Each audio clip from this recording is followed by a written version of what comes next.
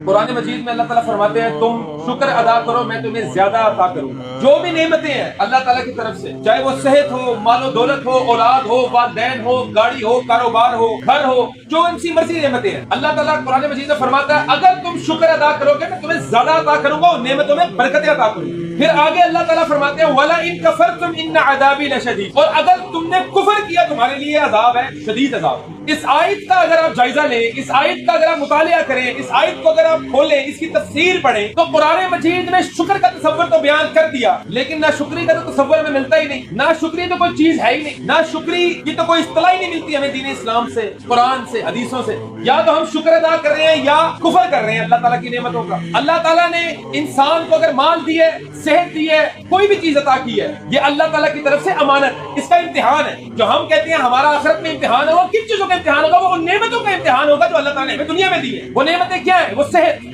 سب سے بڑی نعمت ایمان کے بعد اگر انسان کے پاس ہے وہ ہے صحت۔ بدقسمتی ہے ہماری کہ اللہ تعالیٰ نے ہمیں صحیح سلامت ہاتھ دیے ہیں، پاؤں دیے ہیں، اللہ تعالیٰ نے ہمیں شکل و صورت اچھی دی ہے، جمال عطا کی ہے، ذہن دی ہے جو کام کر رہا ہے، ہم لوگ اس کا شکر ادا نہیں کرتے۔ اذان ہو رہی ہے، کانوں میں آواز پڑ رہی ہے، جو اللہ تعالیٰ نے نعمت عطا کی، کانوں میں آواز جا رہی ہے، ہم آنکھوں سے دیکھ سکتے ہیں کہ لوگ نماز میں جا رہے ہیں، ہمارے پاؤں سلامت ہیں لیکن نماز کے لیے نہیں جا رہے۔ کیوں؟ کیونکہ ہمیں تصور ہی نہیں ہے، ہمارا یہ کانسیپٹ ہی کلیئر نہیں ہے کہ جو رب ہمیں یہ صحت عطا کرنے میں قدرت رکھتا ہے وہ رب ہمیں اس صحت سے محروم بھی کر سکتا ہے۔ وہ رب ہم سے ہماری اس ہاتھ کی نعمت کو چھین سکتا ہے، وہ پاؤں کی نعمتوں کو چھین سکتا ہے، وہ ہماری سماعت کو لے سکتا ہے، اور یہ اس نعمت کا کفر ہے جو اللہ تعالیٰ نے عطا کی۔